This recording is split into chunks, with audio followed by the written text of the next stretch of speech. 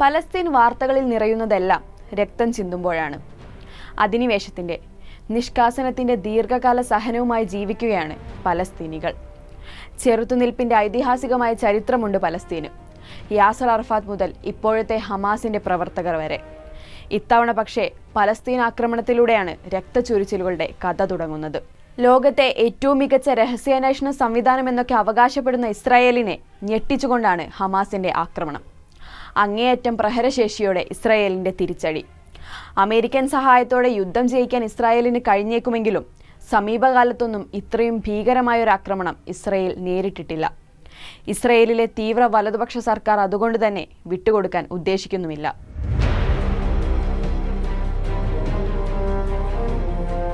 ആരാണ് ഇപ്പോഴത്തെ കലാപത്തിന് ഉത്തരവാദി? ചരിത്രത്തെയും ഇസ്രായേലിന്റെ നയപരിപാടികളെയും മറന്നാൽ ഹമാസ് തന്നെയെന്ന് പറയാം. എന്നാൽ ഹമാസ് എങ്ങനെയുണ്ടായി? സ്വന്തം രാജ്യത്ത് നിന്ന് നിഷ്കാസിതരാവേണ്ടി വന്ന ജനതയുടെ പ്രതിരോധം, ലോകശക്തികളുടെ അധിക്ഷേപകരമായ പക്ഷപാതിത്വം. ഇസ്രായേൽ സ്ഥാപിക്കപ്പെട്ടത് മുതലുള്ള ദുരന്തത്തിന് പരിഹാരമുണ്ടാക്കാൻ ഇതുവരെ ലോകത്തിന് കഴിഞ്ഞിട്ടില്ല. അങ്ങനെയുള്ള ഭൂപ്രദേശത്ത് നിന്നാണ് യാസർ അറഫാത്ത് ഉണ്ടായത്, PLO ഉണ്ടായത്. ദുരിതത്തിന് പരിഹാരമില്ലാതായപ്പോൾ പ്രതിരോധത്തിന്റെ മുഖം മാറി. ഹമാസ് എന്ന പൊളിറ്റിക്കൽ ഇസ്ലാമിസ്റ്റ് സംഘടനയിലേക്ക് പലസ്തീൻ പ്രതിരോധം ചുരുങ്ങിപ്പോയത് അങ്ങനെയാണ്.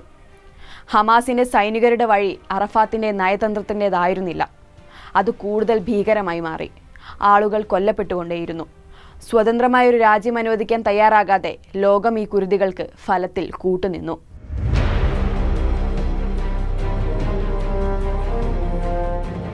പലസ്തീൻ വിമോചനത്തിനായി പ്രവർത്തിക്കുന്ന സായുധ സംഘമായ ഹമാസ് ഇസ്രായേലിൽ അപ്രതീക്ഷിത ആക്രമണം നടത്തിയതാണ് നിലവിലെ സ്ഥിതിഗതികൾക്ക് കാരണമായത്. ഇസ്രായേലിനെതിരെ ഓപ്പറേഷൻ അൽ-അക്സ ഫ്ലഡ് എന്ന പേരിലാണ് കര, കടൽ, വ്യോമമാർഗങ്ങളിൽ ഹമാസ് ആക്രമണം ആരംഭിച്ചത്. ഇതോടെ യുദ്ധത്തിന് തയ്യാറെന്ന് പ്രഖ്യാപിച്ച ഇസ്രായേൽ ഗാസയിൽ വ്യോമാക്രമണത്തിന് തുടക്കമിട്ടു. ഒക്ടോബർ 6 ഇസ്രായേലിനെതിരെ ആക്രമണം ആരംഭിക്കാൻ ഹമാസ് തിരഞ്ഞെടുത്ത ദിവസം, യോം കിപ്പൂർ ദിനം. ജൂതമത വിശ്വാസികൾ പ്രാർത്ഥനയിൽ മുഴുകുന്ന ഈ ദിനം ഇസ്രായേൽ ചരിത്രത്തിൽ പലപ്പോഴും രക്തം കൊണ്ട് അടയാളപ്പെടുത്തിയിട്ടുള്ളതാണ്. ഇത് അധിനിവേശം നടത്തിയവർക്കെതിരെയുള്ള യുദ്ധം എന്ന വിശേഷണത്തോടെയാണ് ഹമാസ് ഓപ്പറേഷൻ അൽ-അക്സ ഫ്ലഡ് പ്രഖ്യാപിച്ചത്. 5000-ഓളം റോക്കറ്റുകളായിരുന്നു ലോകത്തെ ഏറ്റവും മികച്ച ഇന്റലിജൻസ് സംവിധാനമുള്ള ഇസ്രായേലിനെ ഞെട്ടിച്ചുകൊണ്ട് ഹമാസ് തൊടുത്തുവിട്ടത്.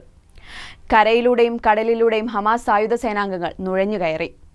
നൂറ്റാണ്ടുകളായി പലസ്തീനികൾ അനുഭവിക്കുന്ന ക്രൂരതകൾക്കുള്ള മറുപടിയാണ് ആക്രമണമെന്നാണ് ഹമാസിന്റെ വിശദീകരണം. ഓപ്പറേഷൻ അയൺ സ്വേർഡ്സ് എന്ന പേരിലാണ് ഇസ്രായേലിന്റെ പ്രത്യാക്രമണങ്ങൾ.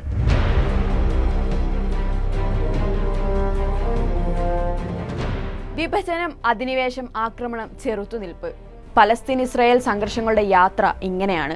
ഇസ്രായേൽ അധിനിവേശത്തിൽ നിന്ന് പലസ്തീൻ എന്ന രാജ്യം മോചിപ്പിച്ച് 1967 അതിർത്തികളോടെ സ്വതന്ത്ര രാജ്യമാക്കുക എന്നതാണ് ഹമാസിന്റെ പ്രഖ്യാപിത ലക്ഷ്യം.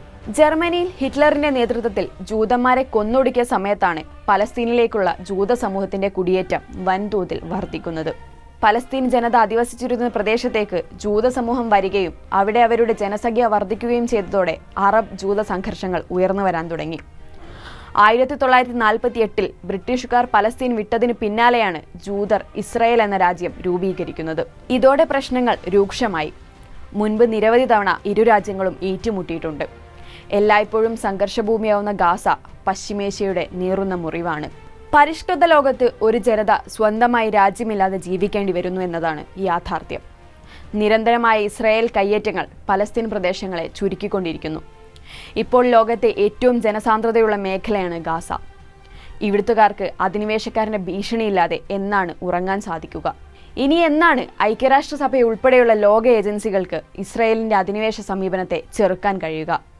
അന്നുവരെ ഇവിടെ അശാന്തമായിരിക്കും, നമ്മൾ എത്ര തന്നെ ആഗ്രഹിച്ചാലും.